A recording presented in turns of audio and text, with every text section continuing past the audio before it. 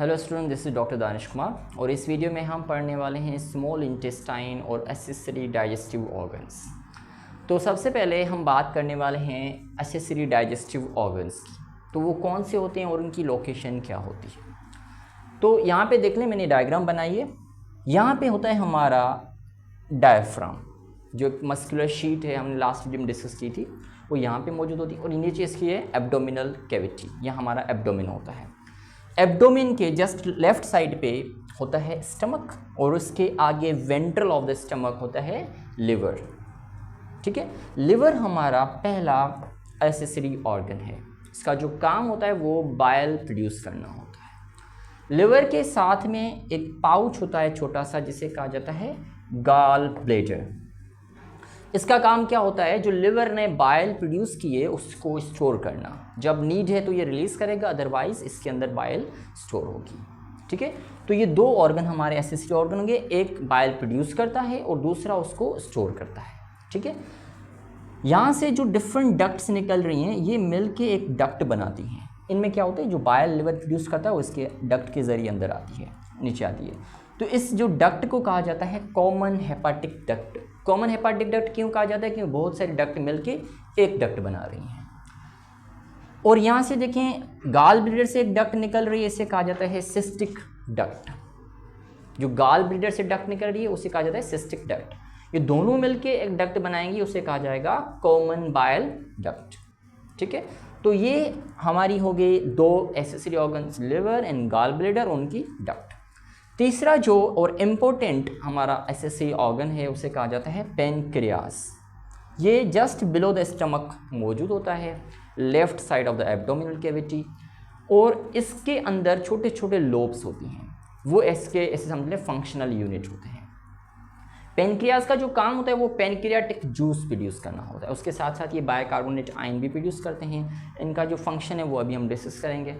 तो pancreas pancreatic juice produce करता है और इसके अंदर लोब्स होती हैं। लोब्स अभी हम डिस्कस करने वाले हैं, जो कि इसके बेसिकली फंक्शनल यूनिट होते हैं। लोब से जो डक्ट निकलती हैं, यहाँ पे आप देख लें छोटी छोटी डक्ट, यहाँ पे ऐसे लोब्स मौजूद होती हैं। इन लोब्स को कहा जाता है, इन छोटी डक्ट को कहा जाता है इंटरलोब्यूलर डक्ट। ये इंटरलोब्यूलर डक्ट मिलके एक मेन बड़ी डक्ट बनाती हैं, जिसे कहा जाता है पेनक्रियाटिक डक्ट। ठीक है, और ये पेनक्रियाटिक डक्ट और ये जो कॉमन बाइल डक्ट थी, ये दोनों मिलके एक एक्सपेंशन, एक डायलेशन बनाती हैं, उसे कहा जाता है हेपाटो पेनक्रियाटिक एम्प्यूला या ampulla of waiter. Waiter scientist का नाम था जिसने ये इस एम्प्यूला को नाम दिया था, इस वजह से उसको कहा जाता है एम्प्यूला ऑफ वेटर। तो ये एम्प्यूला क्या करता है, वो जगह है जहाँ से कॉमन बाइल डक्ट और पेनक्रियाटिक दोनों एक दूसरे से मिलती हैं। ठीक है, इसके अंदर स्फिंक्टर भी होता है, वो कंट्रोल करता है कि कितनी बाइल और कितना पेनक्रियाटिक जूस स्मॉल इंटेस्टाइन या ड्यूडिनम के अंदर रिलीज होगा। तो ये स्फिंक्टर कंट्रोल करता है। ड्यूडिनम के इंटरनल वॉल पे एक छोटी सी राउंड प्रोजेक्शन होती है, उसकी डायग्राम मैंने यहाँ पे वीडियो में लगाई है, वो आप देख सकते हैं। उस प्रोजेक्शन को कहा जाता है ड्यूडिनल पेपिला या पेपिला ऑफ वेटर। अगेन ये साइंटिस्ट के पीछे नाम दिया गया है। ये ओपनिंग होता है जिसके ज़रिए बाइल और पेनक्रियाटिक जूस ड्यूडिनम के अंदर एंटर होती हैं। ठीक है, तो ये हो गए हमारे एक्सेसरी ऑर्गन और इसके डिफरेंट फंक्शन। तो देखें, लिवर बाइल प्रोड्यूस करता है और गॉल ब्लैडर उसको स्टोर करता है।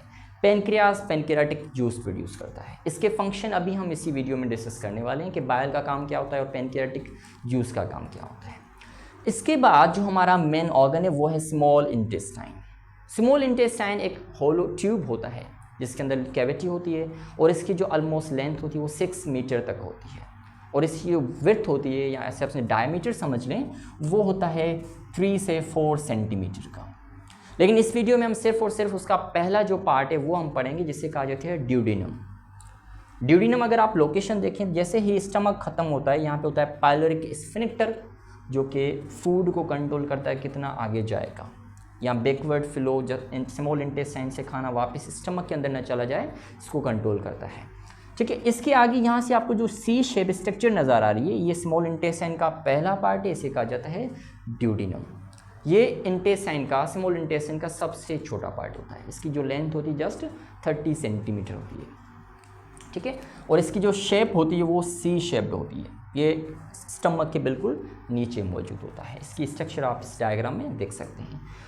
तो अभी हम पढ़ेंगे कि जो लोब्स होती हैं पेनक्रियाज के अंदर, इनके अंदर कौन कौन से सेल्स होते हैं, क्योंकि हम पेनक्रियाज अभी मैंने बताया ये बहुत इंपॉर्टेंट ऑर्गन होता है डाइजेशन के हिसाब से।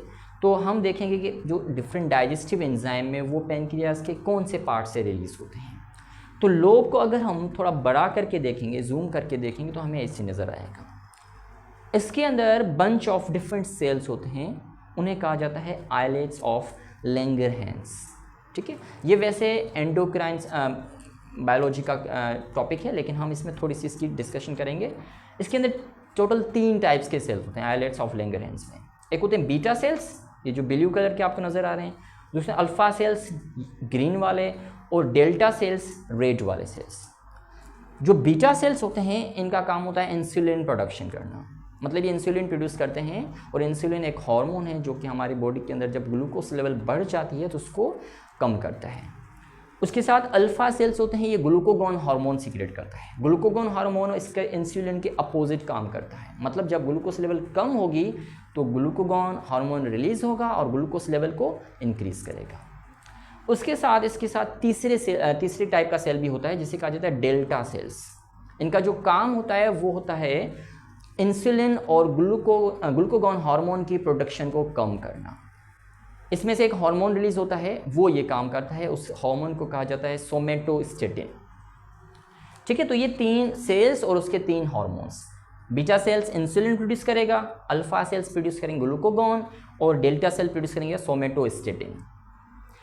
इसके बाद हम देखेंगे इस लोब के अंदर दूसरे कौन से सेल्स होते हैं। वो होते हैं एसिनार सेल्स, जो कि हमारी डाइजेशन के हिसाब से इंपॉर्टेंट सेल्स होते हैं। जो भी पेनक्रियाटिक जूस के अंदर, या ऐसे समझ लें pancreatic juice is secreted by acinar cells of the pancreas. जो डिफरेंट एंजाइम जैसे ट्रिप्सिन हो गया, पेनक्रियाटिक अमाइलेज, लाइपेज, सारे के सारे एंजाइम इन सेल से रिलीज होते हैं। तो ये इतने सेल्स नहीं होते, ये थ्रू आउट द लोब्स मौजूद होते हैं। यहाँ से समझ लें लोब्स जो बनी होती हैं वो बेसिकली एसिनर सेल्स की ही बनी होती हैं। ये जो होते हैं ये पेचेस में होते हैं। मेजॉरिटी सेल्स एसिनर सेल्स होते हैं पेनक्रियास के अंदर। इनसे देखें ये लोब्स के अंदर जो एक ये पूरी लोब होगी, इसके अंदर मेन जो डक्ट निकल रही है इसे कहा जाता है इंटरलोब्युलर डक्ट, क्योंकि लोब के बीच के अंदर मौजूद होती है। तो ये हमारे डिफरेंट ऑर्गन्स होगी, एक्सेसरी ऑर्गन्स, और ड्यूडेनम की लोकेशन होगी। तो अभी हमने पढ़ा है कि डिफरेंट एक्सेसरी ऑर्गन्स और वो क्या क्या चीज़ें प्रोड्यूस करते हैं। जैसे लिवर जो है वो बाइल प्रोड्यूस करता है, गाल ब्लैडर उसको स्टोर करता है, और पेनक्रियास जो है वो पेनक्रियाटिक जूस रिलीज़ करता है। उसके साथ हमने ड्यूडेनम का स्ट्रक्चर भी पढ़ा और उसकी लोकेशन पढ़ी। अभी हम देखेंगे कि जो ये तीनों ऑर्गन्स हैं, बाइल, पेनक्रियाटिक जूस और ड्यूडेनम, कैसे काम करते हैं, डाइजेशन में कैसे हेल्प करते हैं।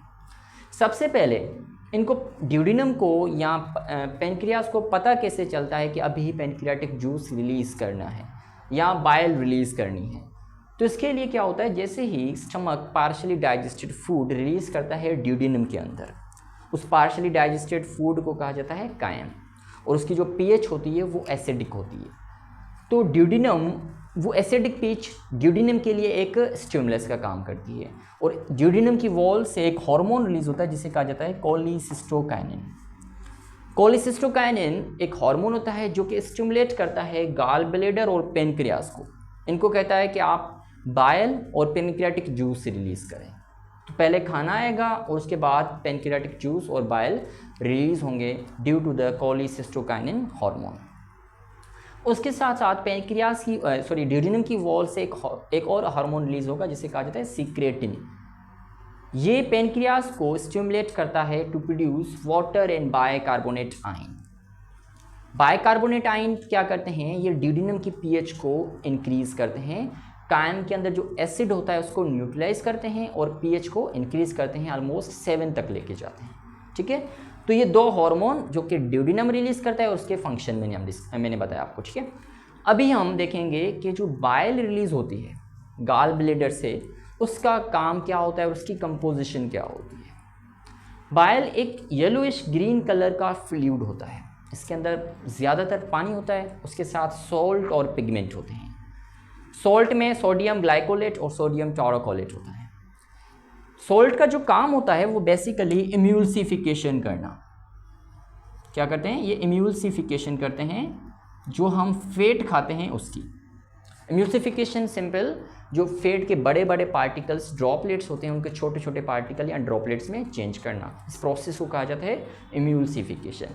इससे फैट की डाइजेशन ईजी हो जाती है। अगर एम्यूल्सिफिकेशन नहीं होगी तो फैट को डाइजेस्ट करना मुश्किल हो जाएगा। तो ये एम्यूल्सिफिकेशन का जो काम है वो बाइल के सॉल्ट करते हैं। उसके साथ साथ जो इसके अंदर पिगमेंट्स होते हैं जिन्हें कहा जाता है बिलिरुबिन और बिलिरुबिन। बिलिरुबिन का कलर ब्राउनिश येलो होता है और बिलिरुबिन का कलर ग्रीन होता है। इसी कलर की वजह से बाइल का जो कलर है वो येलोइश ग्रीन है। इन पिगमेंट्स का कोई भी काम नहीं होता डाइजेशन के अंदर। ये सिंपल हेमोग्लोबिन, जो लिवर के अंदर हेमोग्लोबिन टूटती है उसकी एक्सक्रीटरी प्रोडक्ट्स हैं और ये सिंपल आपके फीसिस के ज़रिए बाहर निकल जाती हैं। और इसी वजह से, इन्हीं पिगमेंट्स की वजह से जो आपका फीसिस का येलोइश ब्राउनिश कलर होता है वो इन्हीं पिगमेंट्स की वजह से होता है। ठीक है, तो ये होगी बाइल, उसकी कंपोजिशन और उसके फंक्शंस। तो इसमें जो सिर्फ और सिर्फ सॉल्ट हैं वो काम की चीज़ें हैं बाइल के अंदर। अगर बाइल रिलीज़ ना हो, मिसाल के तौर पर लिवर या गाल ब्लैडर में कोई इशू आ जाता है, जैसे गाल स्टोन होता है, तो इस कंडीशन में क्या होगा, बाइल रिलीज़ नहीं होगी ड्यूरिन के अंदर, वो इधर ही रहेगी और इसकी वजह से जॉन्डाइस होता है, हमारी स्किन येलो कलर की हो जाती है और उसके साथ साथ हम जो फैटी चीज़ें वो खा नहीं पाएंगे या उसको डाइजेस्ट नहीं कर पाएंगे। तो बाइल का काम सिंपल होता है फैट की एम्यूल्सिफिकेशन कराना और उससे फैट को डाइजेशन करने में आसानी होती है। इसके साथ साथ पेनक्रियाटिक जूस भी रिलीज़ होता है फ्रॉम द पेनक्रियास, वो भी ड्यूडेनम के अंदर आता है। इसके बाद हम पढ़ेंगे पेनक्रियाटिक जूस। पेनक्रियाटिक जूस एक सीक्रेशन होती है जो कि पेनक्रियास से रिलीज़ होती है और इसके अंदर ज़्यादातर पानी होता है, मोर देन 90% इसके अंदर वाटर होता है और इसके अंदर कुछ डाइजेस्टिव एंजाइम्स होते हैं जो कि फूड को कम्प्लीटली डाइजेस्ट कर देते हैं ड्यूडेनम के अंदर। तो इसके अंदर एंजाइम की बात करें तो सबसे पहले इसके अंदर इंपॉर्टेंट एंजाइम होता है जो कि होता है ट्रिप्सिनोजिन। ट्रिप्सिनोजिन ट्रिप्सिन की इनएक्टिव फॉर्म होती है। इसको एक्टिवेट करने के लिए ड्यूडेनम एक और हार्मोन रिलीज़ करता है जिसे कहा जाता है एंटीरोकाइनेस। एंटीरोकाइनेस ट्रिप्सिनोजिन को कन्वर्ट कर देगा ट्रिप्सिन में। ट्रिप्सिन को सही से काम करने के लिए जो पीएच चाहिए होती है वो 8 पीएच होती है। तो आपको पता है कि जो कायम होती है वो एसिडिक पीएच में होती है, लेकिन उसकी पीएच इंक्रीज़ होती है बाइकार्बोनेट आयन जो रिलीज़ होते हैं पेनक्रियास से, और साथ साथ जो बर्नर्स ग्लैंड होते हैं ये सब म्यूकोजा ऑफ द ड्यूडेनम में मौजूद होते हैं। ये एक अल्कलाइन रिच या अल्कलाइन म्यूकस रिलीज़ करते हैं वो, और बाइकार्बोनेट आयन दोनों मिलके ड्यूडेनम के अंदर जो पीएच होती है उसको इंक्रीज़ कर देते हैं। ठीक है, तो ट्रिप्सिन को काम करने के लिए पीएच चाहिए 8, और वो पीएच कैसे इंक्रीज़ होती है, with mucus and bicarbonate ion. इसके साथ अभी देखिए ट्रिप्सिन जैसे एक्टिवेट होगा ये क्या करेगा, जो स्टमक के अंदर से, स्टमक से जो पार्शली डाइजेस्टेड प्रोटीन आ रहे थे, पॉलीपेप्टाइड चेन आ रहे थे, पेप्टोन्स आ रहे थे, उनको अभी ये और डाइजेस्ट करेगा और कन्वर्ट कर देगा शॉर्ट पॉलीपेप्टाइड चेन्स में। ठीक है, तो ये ऐसे कह सकते हैं आप प्रोटीन को और ज़्यादा डाइजेस्ट करेगा। उसके साथ साथ अभी देखें ये कम्प्लीटली अमाइनो एसिड नहीं बनेंगे। अमाइनो एसिड बनाने के लिए एक और एंजाइम होता है पेप्टाइडेज, वो भी पेनक्रियाटिक जूस के अंदर होता है। वो पेप्टाइडेज पॉलीपेप्टाइड चेन को फर्दर डाइजेस्ट करके अमाइनो एसिड में कन्वर्ट करेगा। ठीक है, उसके साथ साथ एक और हार्मोन होता है जिसे कहा जाता है काइमोट्रिप्सिनोजिन। काइमोट्रिप्सिनोजिन एक इनएक्टिव फॉर्म होती है काइमोट्रिप्सिन की। इसको एक्टिवेट करने के लिए चाहिए ट्रिप्सिन एंजाइम, और ये काइमोट्रिप्सिन एक्टिवेट होने के बाद क्या करेगा, ये केजीन जो मिल्क प्रोटीन है इसको डाइजेस्ट करेगा और इसको चेंज करेगा अमाइनो एसिड के अंदर। ठीक है, तो ये 2 हार्मोन हो गए, दोनों प्रोटीन को डाइजेस्ट करते हैं। इसके साथ तीसरा जो हार्मोन होता है पेनक्रियाटिक अमाइलेज। यहाँ पे देखें आप, मैंने आपको बताया था स्टमक में जो सिलाइवरी अमाइलेज है वो स्टमक के आने के बाद, स्टमक में आने के बाद इनएक्टिव हो जाता है। मतलब स्टमक के अंदर कार्बोहाइड्रेट की डाइजेशन नहीं होती, थोड़ी सी माउथ में होती है, उसके बाद वो डाइजेशन आके ड्यूडेनम में कंप्लीट होती है। तो ड्यूडेनम में क्या होता है, पेनक्रियाटिक अमाइलेज ये स्टार्च को फर्दर डाइजेस्ट करेगा, उसको कन्वर्ट कर देगा डाइसेक्राइड के अंदर। ठीक है, डाइसेक्राइड को फर्दर डाइजेस्ट करने के लिए और एंजाइम रिलीज होते हैं, जैसे अगर सक्रोज है तो उसको डाइजेस्ट करेगा सक्रेज, लैक्टोज है तो उसको लैक्टेज एंजाइम डाइजेस्ट करके उसको ग्लूकोज में फर्दर उसको कन्वर्ट कर देगा। उसके साथ साथ जो इसमें चौथा एंजाइम होता है वो होता है लाइपेज। लाइपेज क्या करता है, जो एम्यूल्सिफाइड फैट होता है जिसको बाइल ने एम्यूल्सिफाई कर दिया है उसको अभी कन्वर्ट करेगा फैटी एसिड और ग्लाइसरोल में। ठीक है, तो आप ऐसे समझ लें ड्यूडेनम के अंदर हर किस्म की डाइजेशन कंप्लीट हो जाती है। इसके आगे जो स्मॉल इंटेस्टाइन के पार्ट होते हैं उसमें होती है एब्जॉर्प्शन ऑफ दी, जो डाइजेस्टेड अमाइनो एसिड होते हैं, ग्लूकोज, फैटी एसिड, ग्लाइसरोल, इनकी एब्जॉर्प्शन होती है, उसके डाइजेशन वहाँ पे नहीं होती। ठीक है, तो नेक्स्ट वीडियो में हम पढ़ेंगे ज्यूजेनम एंड इलियम, जो स्मॉल इंटेस्टाइन के नेक्स्ट पार्ट हैं, और उसके साथ लार्ज इंटेस्टाइन भी हम उसी वीडियो में डिस्कस करेंगे।